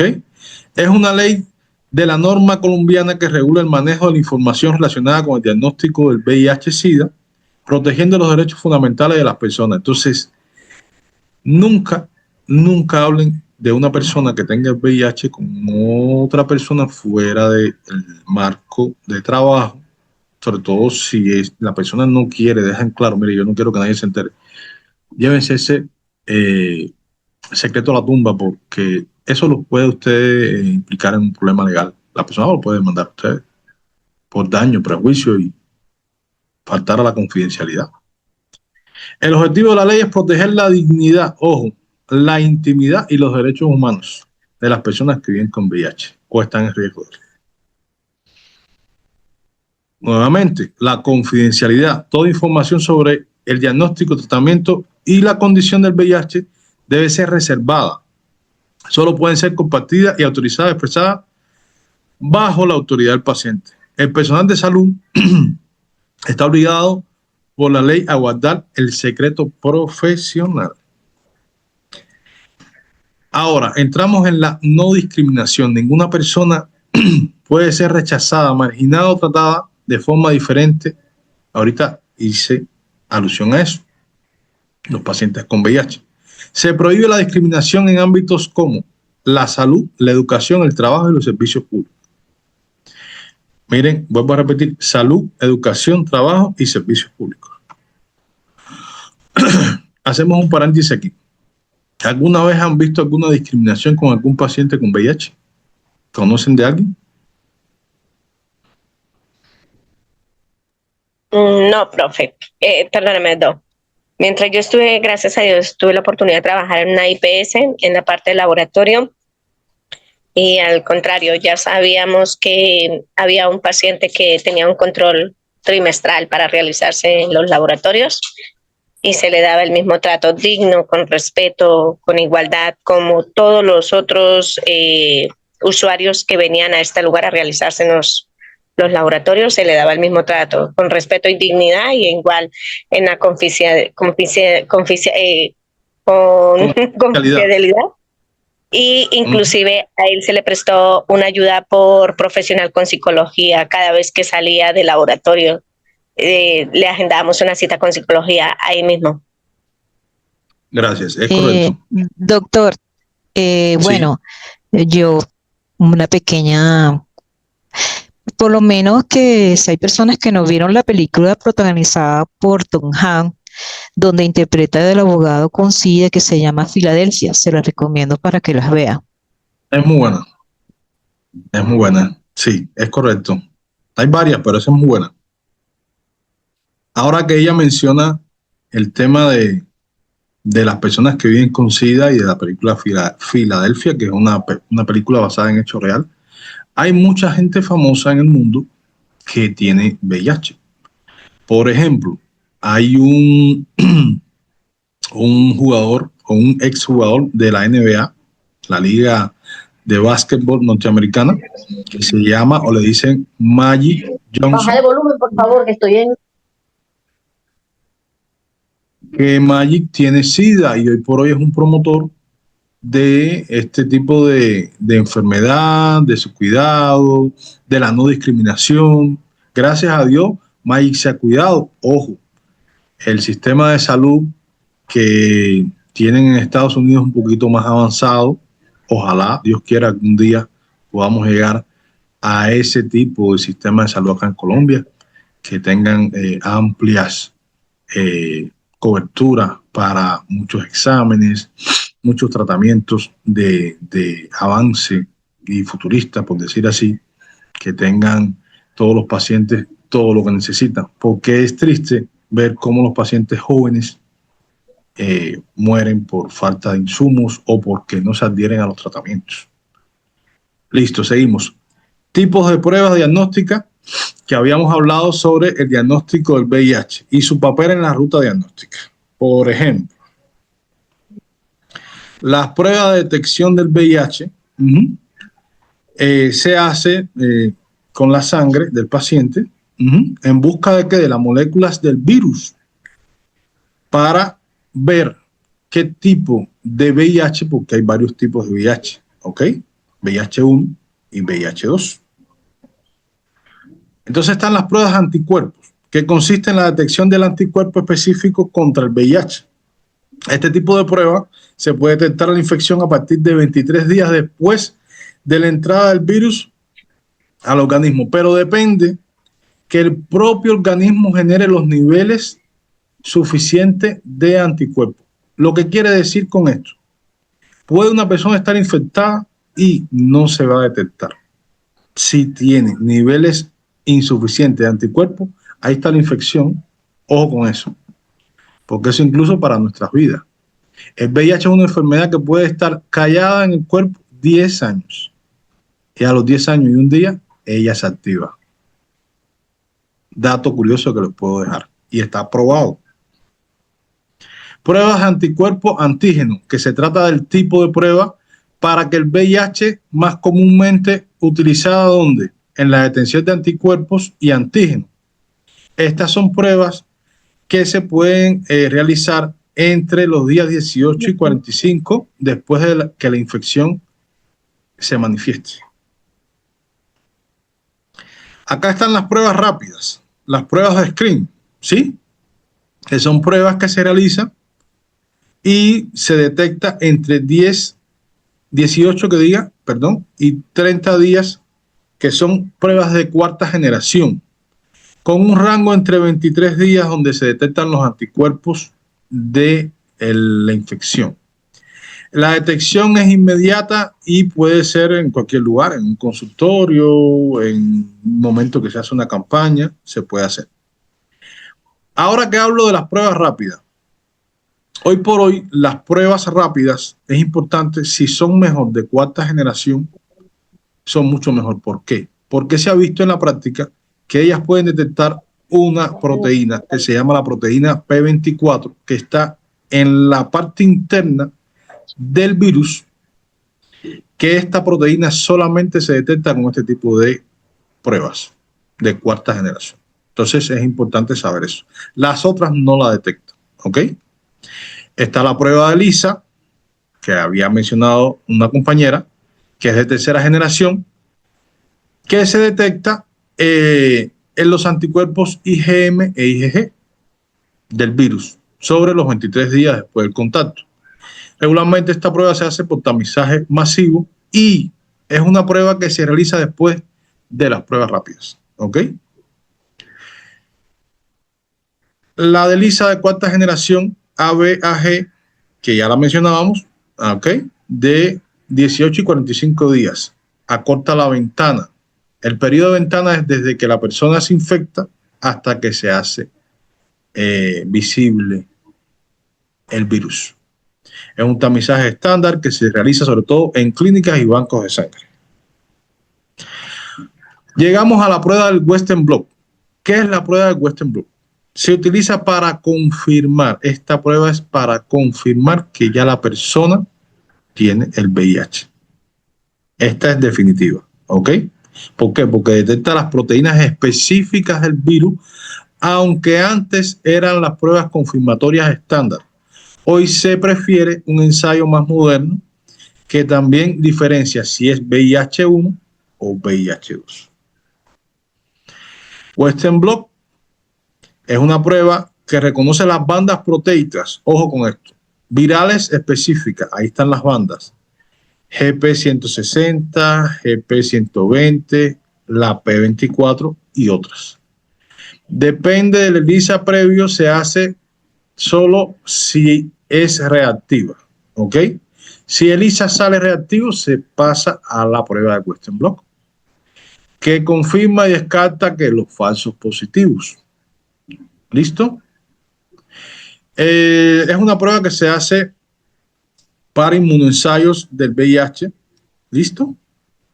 Los anticuerpos contra subtipos específicos y confirma la diferencia entre VIH-1 y VIH-2.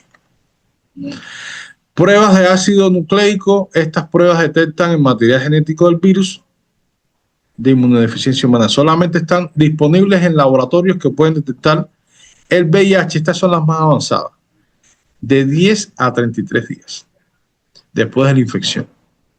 El principal problema de estas pruebas es que son muy costosas, mucho más costosas, mucho más avanzadas, y sirven para monitorizar al paciente. Hablamos ahora de la carga viral. ¿Qué tiene que ver con la carga viral? La carga viral nos dice en las fases que se pueden detectar el virus. Si es una fase aguda, la carga es un poquito más elevada y se detecta el seguimiento del paciente para ver si la carga del virus es muy alta, entonces es que la terapéutica está fallando. Hay que cambiar automáticamente el tratamiento, ¿ok? Entonces acá está una tabla comparativa del rango de resultados, los costos, lo que habíamos hablado. Las pruebas rápidas son más bajos, el ELISA un costo medio, los resultados, tamizaje estándar y el uso clave para qué se están utilizando. Esta le puede servir para ustedes, para estudio, para informar a los pacientes, que ahí está todo, ¿ok? De las pruebas estándar y su comparación. Acá aparece un algoritmo del inicio cuando se sospecha de que el paciente está con VIH, las pruebas que habíamos hablado de tercera a cuarta generación, la prueba de ELISA que se hace a continuación, se puede realizar en los laboratorios y en puntos de atención. Si el resultado no es reactivo, bueno, se interpreta y se le brinda la información al paciente. Pero si es positivo, se hace una segunda prueba. Listo. Si el resultado no es reactivo, bueno, se le brinda la información. Si es reactivo, la interpretación, entonces se pasa a remitir al paciente a la atención integral, lo que habíamos hablado, equipo multidisciplinario, ¿ok? Si la prueba no es concluyente, que puede existir, donde la prueba no es concluyente, ahí sí se hace como última opción el Western blot, ¿ok? Si la carga viral es detectable por el Western blot, entonces se hace una prueba de reactividad para confirmar. Listo. Negativo para VIH, listo. Es que la carga es indetectable. Aún así se hace la prueba de Western blot o de ELISA. Si no es reactivo, pues se le brinda la consejería al paciente. ¿Listo? Si hace una prueba positiva de Western blot y hay confirmación, se le brinda la atención y se pasa al equipo multidisciplinario, a los especialistas que habíamos hablado. ¿Listo? En caso de que de una interpretación indeterminada que no sea confiable, hay que repetir la prueba al mes y remitir siempre al infectólogo para el seguimiento. ¿Ok? ¿Alguna duda? Doctor, necesito una preguntita. Claro que sí. Yo he escuchado que dicen que, bueno, tiene el VIH, pero otros dicen que es portador, pero lo tiene, pero es portador, pero lo tiene, pero no es portador.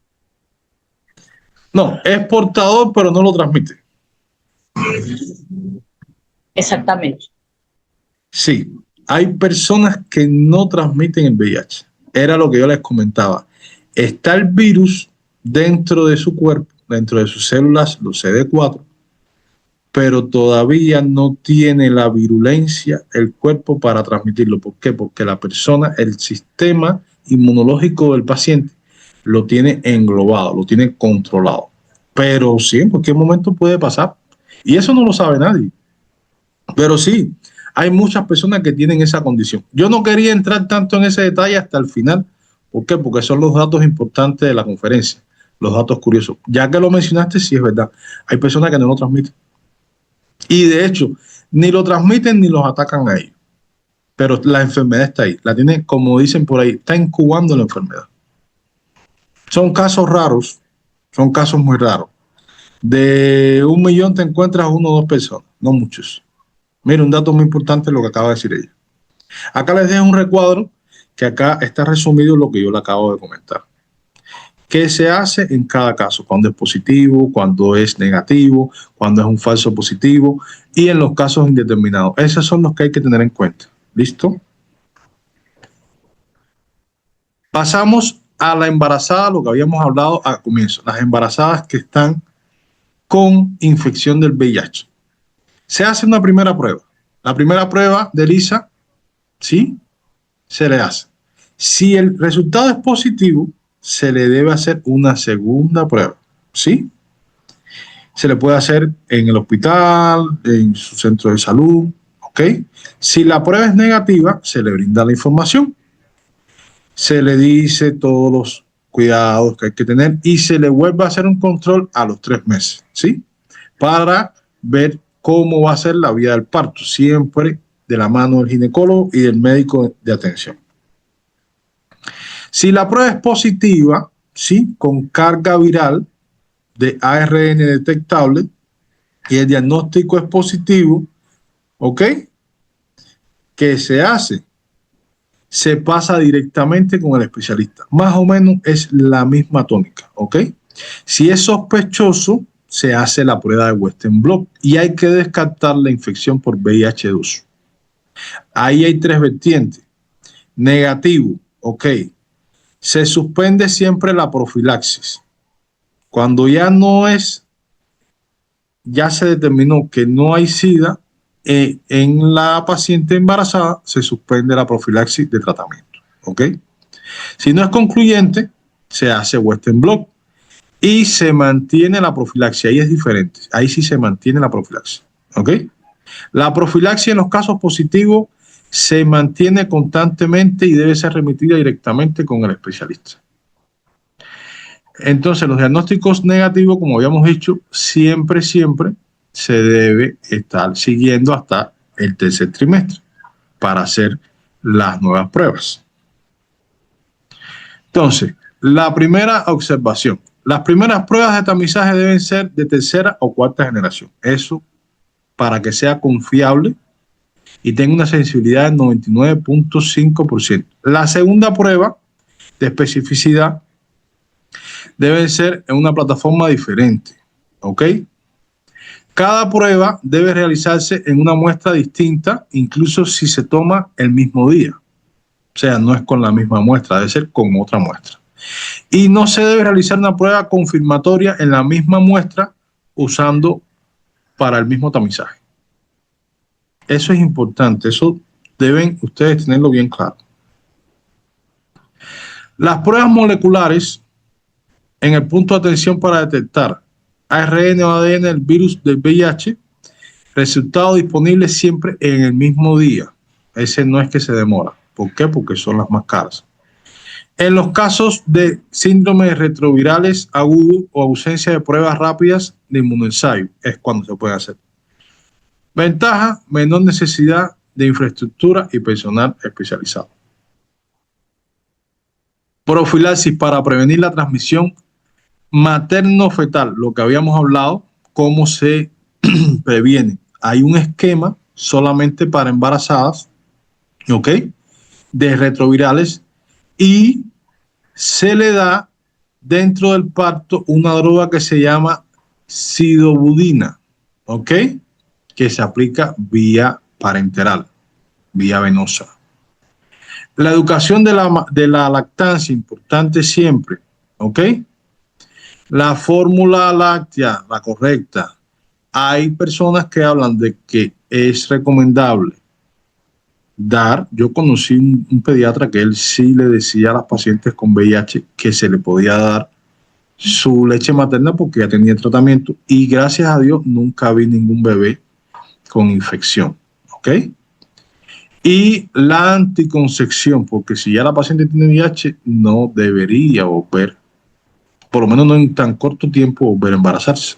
Recuerden que en el embarazo las defensas se bajan y el feto actúa como, digamos así, un simbionte, un parásito de la madre.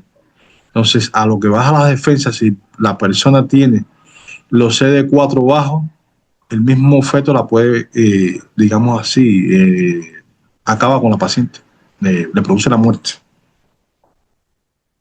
La interpretación de los resultados. Una prueba es positiva si supera el límite de estabilidad. Es que pues no tengo bastantes, pero pues la verdad últimamente casi tampoco saben que yo te llego o de pronto ya no puedo hacer. Por eso no sé si... Bueno, pues ¿qué pasa ahí? Sí, eso le decía yo, sí, de la parte de mi marido. Si algo yo le digo a él. Vaya. Catherine.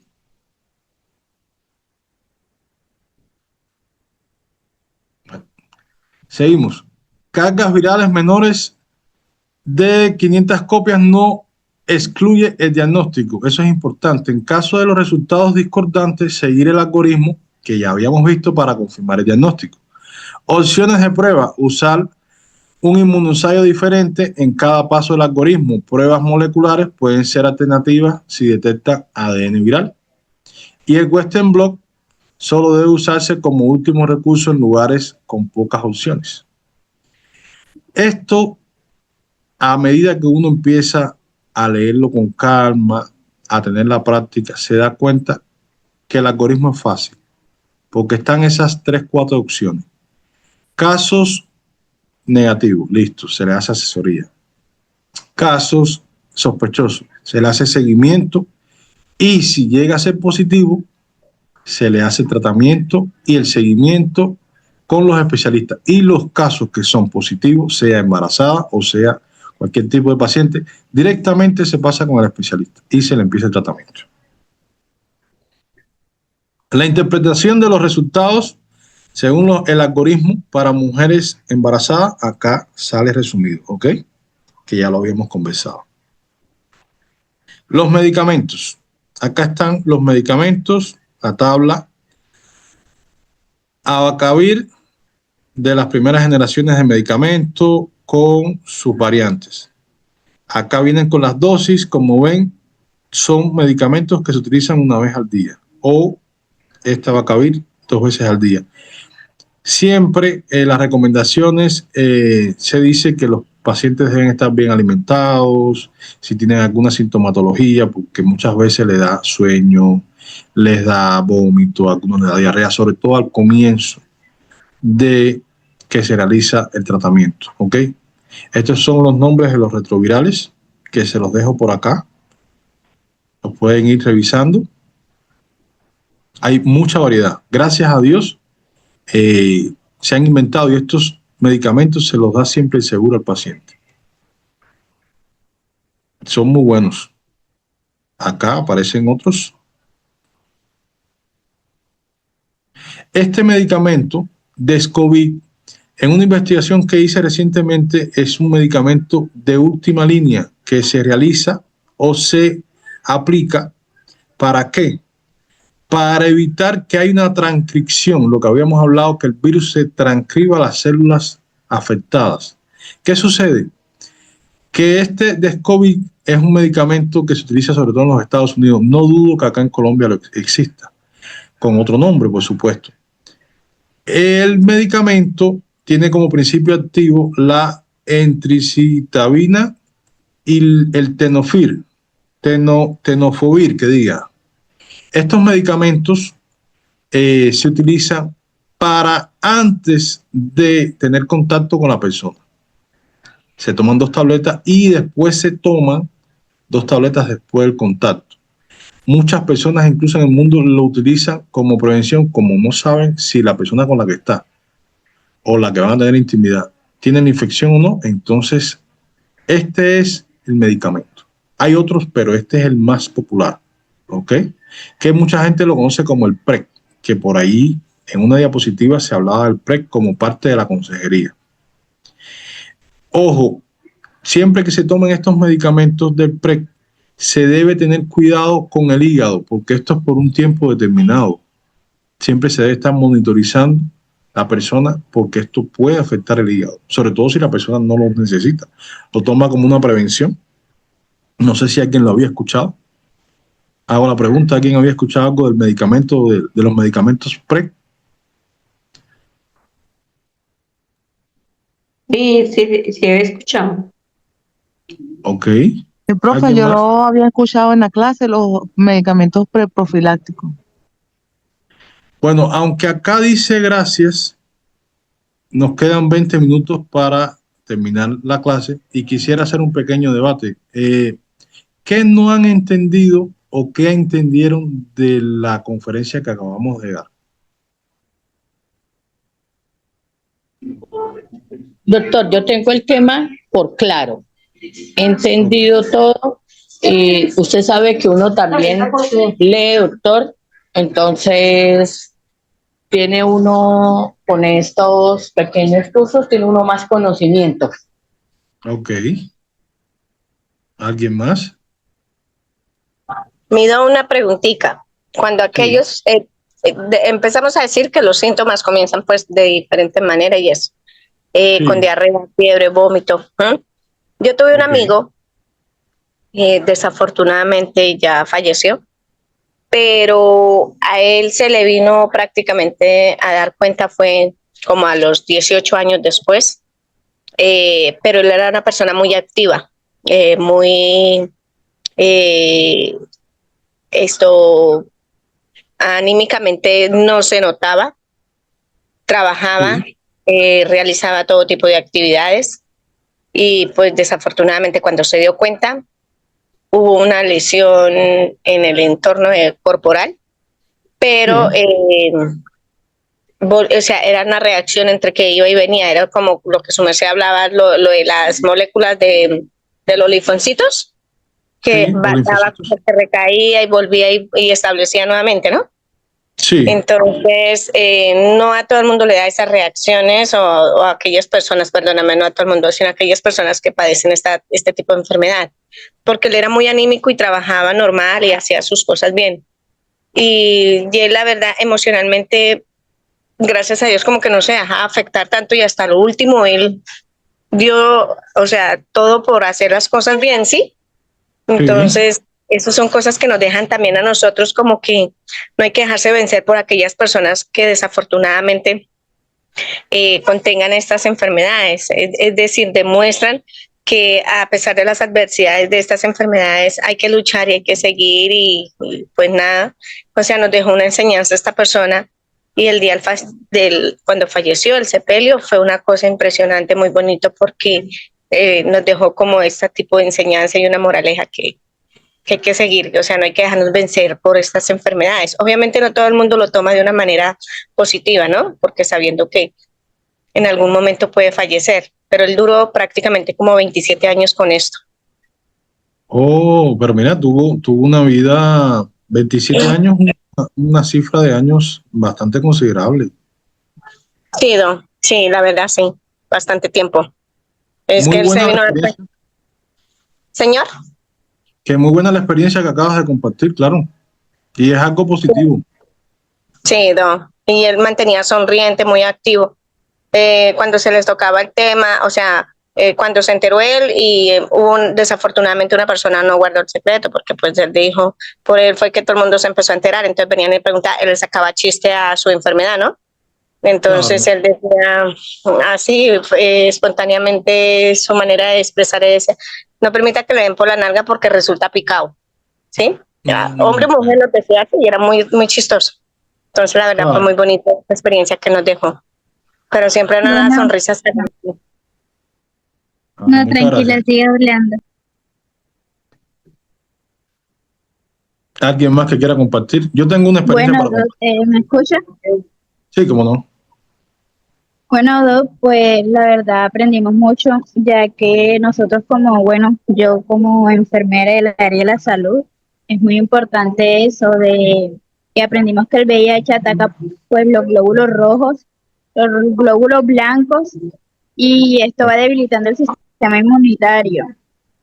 Entonces, como tenemos que cuidarnos nosotros, también tenemos que ser empáticos, ser humanistas con los pacientes que tienen esta infección, ya que a veces hay personas que dicen que no, que como tiene esta infección, pues no me le voy a acercar, no me lo voy a hacer esto. Pero nosotros como enfermeros o como en el área de la salud, tenemos que tener esa empatía de que tenemos que servir a esas personas y no hacerlos sentir menos o hacerlos sentir mal por lo que tengan esta infección, ya que, bueno, yo que estoy en las clínicas me he presentado con varias situaciones de acá, de esas, y hay pacientes que a veces son groseros, de que no les importa que tienen enfermedad, si se la pegan o no, porque ellos le dicen de que como ellos las tienen, ellos tienen el derecho como que de pasársela a todo el mundo, ese es el decir, pero uno como enfermero, uno entiende, o bueno, yo he entendido de que, bueno, de pronto uno no sabe en qué situación está cada uno, o por lo que están pasando, para nosotros salirle con groserías o tratarlos mal, al contrario, uno trata de tratarlos bien para que no se sientan así y tratar de entenderlos. Entonces, aprendí mucho hoy. Gracias, doctor. Gracias, muy amable. Doctor, lo mismo. Por eso hay una parte en donde le enseñan a uno parte de humanización, y eso en la salud hay que tener vocación, porque todo no es decir uno, listo, me voy a meter a estudiar esto y esto, pero si no le gusta, si le tiene miedo a algo, si le da rabia, si le da soberbia, que porque un paciente tiene una enfermedad, por ejemplo, como la que estamos hablando, entonces como asquientos, no. Eso es vocación, eso es respeto, y por eso hay una parte que se llama humanización. Es correcto. Doctor, bueno, tenemos que entender estos puntos, que la conclusión y la definición del VIH y el SIDA, el tratamiento, la prevención, la importancia del diagnóstico temprano. Eso es lo más importante que aprendimos de usted. Gracias por su clase. Muchas gracias a ustedes también. La experiencia que quería compartir era la siguiente. En el año 1987, en Cuba, yo vengo de Cuba y soy cubano de origen, ahorita soy colombiano de corazón. Y gracias a ustedes por compartir sus experiencias, por brindarme todo lo que saben o parte de lo que saben, y darme este espacio para poder compartir lo poquito que sé. Nosotros tuvimos esa experiencia allá en Cuba de que hubo un incremento muy grande de pacientes con SIDA. Yo de hecho crecí viendo el SIDA ahí, como dicen por ahí, cerquita. Resulta que a un médico llamado doctor Jorge Pérez, lo pueden buscar, él tiene incluso varios libros publicados. El doctor se le ocurrió la genial idea de aislar a estos pacientes, los aisló en un hospital escuela. ¿Por qué era escuela? Porque todos los pacientes vivían allí, tenían sus casas dentro del área donde estaba el hospital. Y allí les enseñaban a convivir con esta enfermedad. Ojalá un día, acá en Colombia y en muchos países del mundo, puedan haber escuelas para los pacientes, del tipo que sea una escuela provisional o sea una escuela permanente por un tiempo. Estos pacientes llegaban a estar hasta 6 meses dentro de allí de la escuela que él creó. Era un área, era como una finca que había, y allá ellos empezaron a aprender. Incluso muchos de ellos quedaron trabajando en la salud como capacitadores de este tipo de enfermedad. Y lo hicieron muy bien. Muchos dieron conferencias a gran escala, escribieron libros. Entonces, cualquier persona puede dejar, como dijo la compañera Isabel, una experiencia, una enseñanza de vida. Lamentablemente, casi todos dejamos la experiencia, la enseñanza al final de nuestras vidas, cuando de pronto ya todo está perdido, cuando ya llegó el final. Entonces, esto es una gran enseñanza que nos deja la vida a todos. Ustedes, que me imagino la mayoría, todas son madres, son tías, de pronto hay ahora alguna que ya es abuela. Estas son las experiencias que tienen ustedes que irle transmitiendo a las nuevas generaciones, que se puede hacer de todo, pero con medida, que el amor es algo muy bonito, enamorarse es muy bonito, tener una pareja es muy bonita, pero que a veces la promiscuidad nos lleva por caminos que son los incorrectos. Hay que hablar, hay que comunicar mucho a la familia, incluso a las parejas.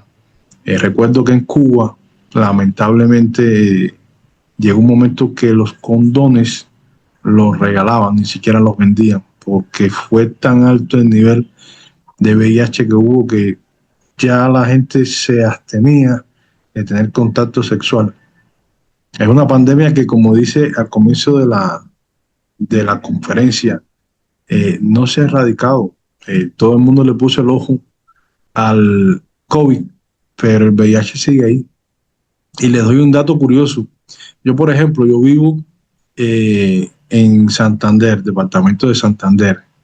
Santander, dentro de Colombia, es uno de los departamentos que tiene mayor incidencia e incremento de casos de VIH. Cualquiera puede tener VIH en Santander, cualquier persona. Para las costas, yo digo las costas porque está la del Pacífico y está la del Caribe, se ve mucho, se ve bastante este tipo de casos. Según estuve escuchando en algún momento una investigación que se ha hecho acá en Colombia, hay mucho incremento a nivel de por allá la zona del Amazonas, Leticia, el Putumayo, de todas estas cuestiones a nivel de infecciones de transmisión sexual, incluyendo el VIH. Y por último, decirles que con la migración venezolana, que no quiero decir que los venezolanos todos tienen VIH, imposible, pero yo trabajé en Venezuela por 4 años y en Venezuela la concepción de esta enfermedad, al menos en los años que yo trabajé sobre los años 2011, 2012, 2013 y 2014, se veía que no se le prestaba la atención que requería o que requiere esta enfermedad. Por lo tanto, el incremento de VIH en Venezuela, que diga, sobre todo la parte central y cerca de la región de allá de la capital, Caracas, ha incrementado mucho. Entonces, hay que ser preventivo de eso si tienen de pronto algún paciente o pueden tener algún paciente que tenga o que venga de la parte de Venezuela y tiene síntomas, yo les aconsejaría que tengan cuidado con eso.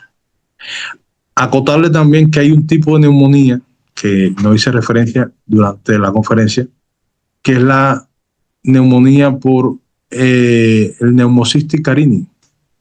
¿Sí? Pneumocystis carini, que es un hongo que produce este tipo de neumonía, una neumonía atípica, porque cursa sin fiebre. Y es una neumonía que va gradualmente, que es de difícil manejo. Entonces tienen que tener cuidado, pacientes con una neumonía atípica, ojo, y los pacientes que tienen tuberculosis. La tuberculosis está muy relacionada con la enfermedad, es una de las enfermedades oportunistas, lo que hablábamos, igual que las infecciones de la piel, los cánceres sin procedencia ni antecedentes, ¿ok? La clamidia, las infecciones vaginales, o puede ser una infección también del hombre, la uretritis de causa indeterminada, todo eso es a tener en cuenta, ¿ok? Bueno, muchas gracias. Nos van quedando 10 minutos. ¿Alguien que quiera compartir? Buenas noches, qué pena, sí, yo quiero preguntar una cosa. Bueno, 2. Sí. En el tema de las mujeres gestantes, digámoslo, cuando les hacen las pruebas cuando apenas inician el embarazo, le hacen las pruebas y de pronto la mujer resulte infectada y comience un tratamiento y después se confirme que de pronto no tenía, ¿ese tratamiento, ese medicamento afecta al bebé? Puede afectarlo, pero existe un rango de dosificación para ese tipo de paciente. ¿Por qué? Porque cuando el paciente tiene sospecha de una infección, ¿sí? Se le empezar el tratamiento, pero hay una oportunidad de hacerle control para ver si hay afectación del feto, si el medicamento le está afectando. Por eso yo le decía, el tema del control del hígado, siempre en estos pacientes le van a estar observando la función hepática, ¿ok? Pero sí, cabe la posibilidad, incluso ahora que están hablando, conozco una persona que no le diagnosticaron el VIH, simplemente estaba embarazada la persona y le hicieron una prueba. Le salió positiva. Yo le dije, pero es que no tienes los síntomas. Importante eso, lo que estábamos hablando. Pacientes sin síntomas, aunque, ojo, lo que habíamos hablado, hay personas que no manifiestan síntomas, ¿ok? No es una gran cantidad de personas, pero doctora, hay un que no manifiesta síntomas. Dígame. Doctor Adrián, con respecto a los venezolanos, porque yo soy venezolana y trabajé más de 20 años en el área de salud, eso tiene un motivo porque los problemas políticos y económicos sociales llevaron a muchos pacientes a venirse para Colombia para buscar un medicamento, ya que no pudieron importarlo, y por eso es el problema. Y se lo digo con propiedad y tengo confirmación de ciertos casos. No, y yo me imagino que sí, Damas. Lo que pasa es lo siguiente, mire, yo también soy migrante. No digo que he sentido discriminación, pero a veces sí se siente un poquito de diferencia. E incluso yo viví 4 años felices en Venezuela. Venezuela es un país muy bonito, la verdad. Ojalá un día pueda recuperar todo lo que ha perdido.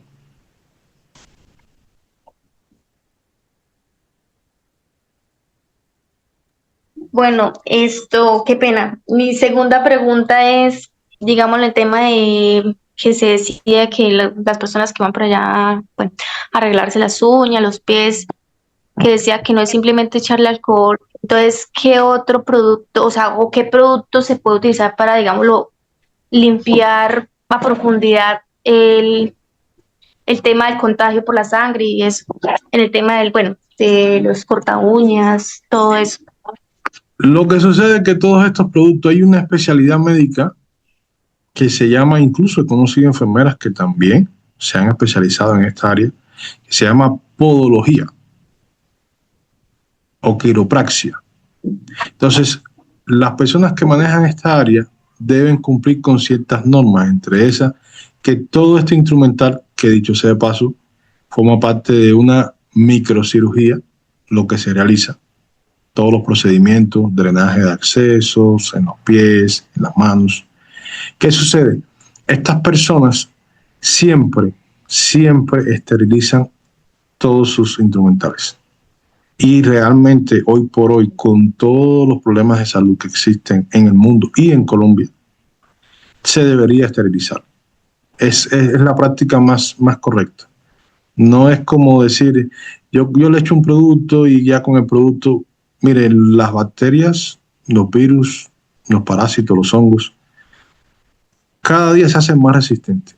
De hecho, estoy pensando en meses posteriores hacer de pronto una conferencia de resistencia a las infecciones, y se darán cuenta, si participan, que ojalá que puedan participar, qué tan resistentes se han hecho todos estos microorganismos.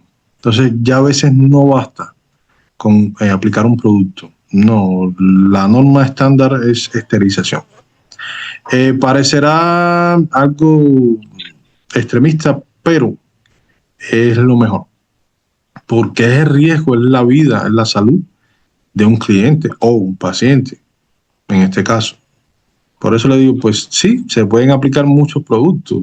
Productos hay miles, pero igual la esterilización no todavía, ni en los países más desarrollados, ha dejado de ser la norma estándar para este tipo de situaciones.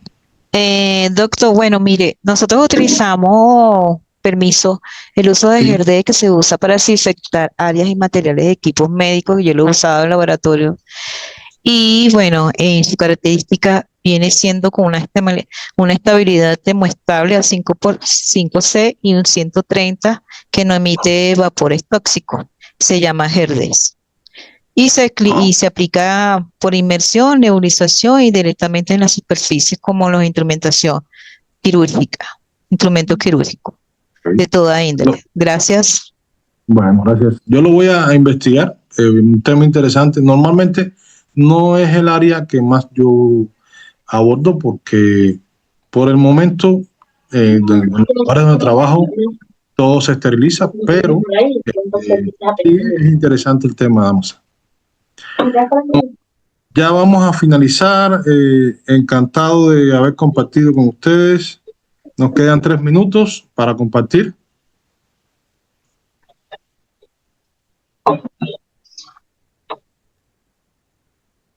Bueno, feliz tarde. Muchísimas gracias a este gran grupo. Hola, Bueno, profe. muchas gracias a ustedes. Bueno, muy amable. Gracias por compartir sus experiencias. Ahí queda la conferencia, pueden revisarla. Queridos participantes, hemos llegado al final de esta enriquecedora capacitación en el Centro de Innovación y Conocimiento Índice Catedrático y de Educación en Salud. Quiero agradecerles profundamente por su compromiso y participación activa. Su dedicación no solo enriquece su aprendizaje, sino que también fortalece el propósito de nuestra misión, brindar formación continua y de alta calidad que se adapte a las necesidades del sector salud y de la comunidad en general. Nuestra promesa es seguir innovando y ofrecer formación de calidad, garantizando que cada uno de ustedes esté preparado para enfrentar los retos de su profesión con excelencia y empatía. Estamos comprometidos a ser su aliado en este camino de formación continua. Su éxito es nuestra mayor satisfacción. Para temas académicos, capacitaciones, cursos y certificaciones, comunicarse al 321-316-2248. Gracias por confiar en nosotros. Los espero en nuestras próximas capacitaciones. Hasta pronto.